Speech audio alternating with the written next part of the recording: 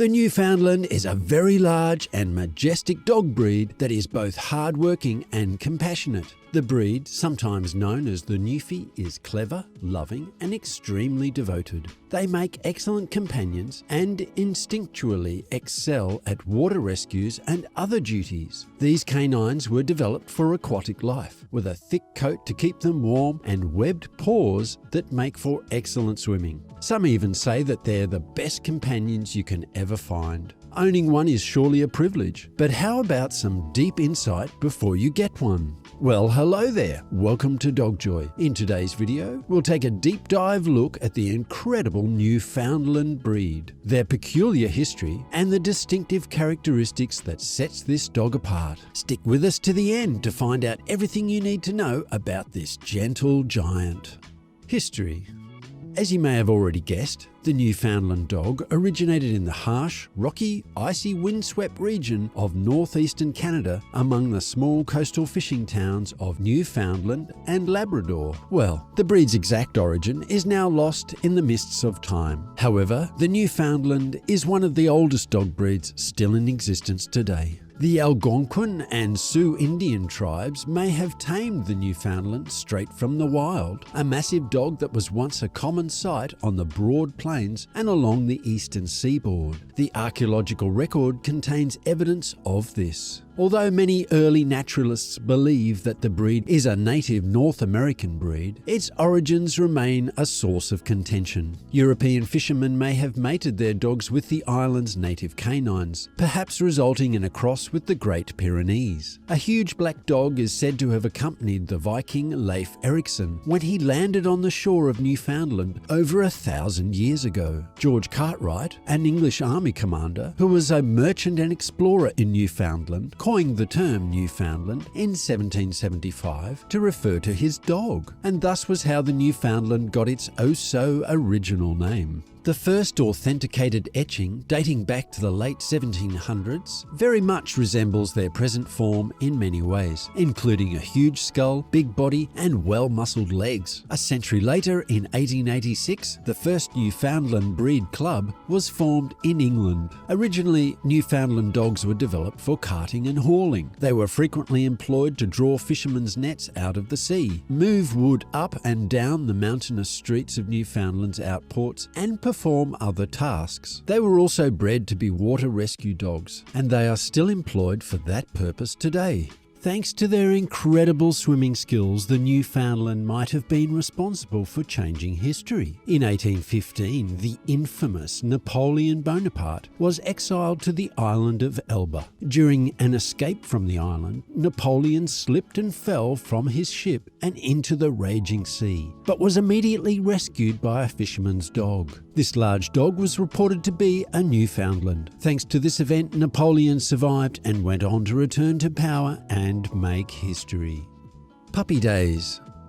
The Newfie head is magnificent with a delicate and deep look. Their outer coat is coarse and flat. The cheerful, bright and interested Newfoundland puppy is never frightened, jittery or aggressive, but rather calm and easygoing. They possess webbed paws and a water-resistant coat, making them natural water dogs. One important thing to know is the puppy Newfie's growth plates are still forming up through the age of 2, so be careful not to over-exercise during this time.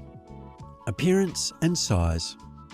The Newfoundland is a giant, muscular working dog with thick bones and a dignified posture. Males can weigh up to 150 pounds and reach 28 inches tall at the shoulder. Females normally weigh 100 to 120 pounds. Most commonly found in black or brown colours, but can also be found in black and white and sometimes grey. Temperament and characteristics. According to the Newfie breed standard, the most significant single quality of the breed is its pleasant behaviour. Their kind nature is seen in their fondness for children and have often been referred to as the Mother Teresa of dogs because of this. They are trusting and trainable, and they react well to moderate directions. These magnificent giants are among the world's largest canines, and getting a companion that may outweigh you presents obvious challenges. Despite its size, the Newfoundland is a calm dog who can easily adapt to living in a house. However, they do require a large yard for exercise and preferably secure access to water. The breed is vigilant, trustworthy, and tolerant of children running about. Newfoundlands are renowned for guarding their families by forcibly separating them from strangers. They are not barkers, but will demonstrate that they are vigilant and eager to protect. Training and intelligence.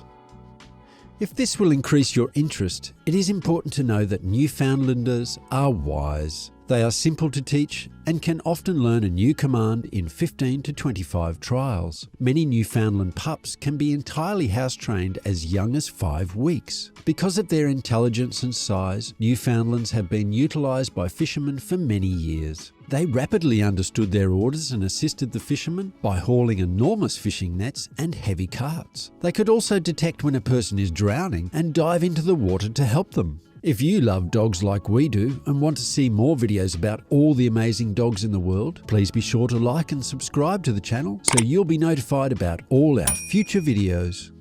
Exercise and agility. Newfies are notorious for being clumsy, which ties up with their nickname, Gentle Giant. Don't worry, they're great at training, and a dedicated Newfie can do everything they set their minds to. Newfoundlands are not particularly agile. They can, however, be trained for agility if they show an aptitude for it. They are well recognised for their power, stamina and swimming skills. However, their talents as working dogs lay with their overall strength. Aside from allowing them to run around a yard, it's also a good idea to take them out for walks twice a day, and the bulk of that walk should be spent smelling, investigating and becoming acclimated to a leash rather than fast-paced strolling. Shedding and grooming.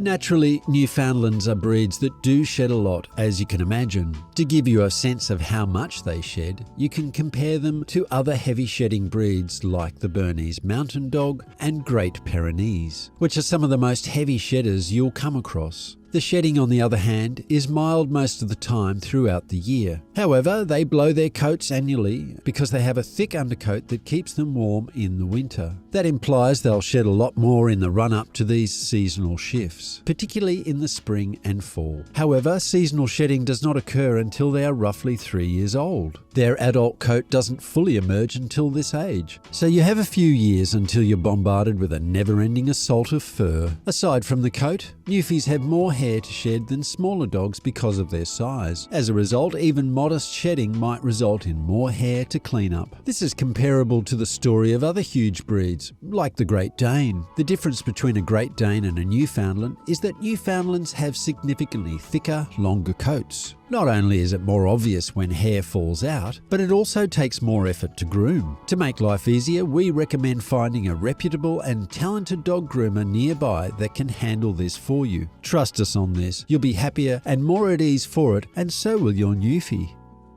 Health and lifespan.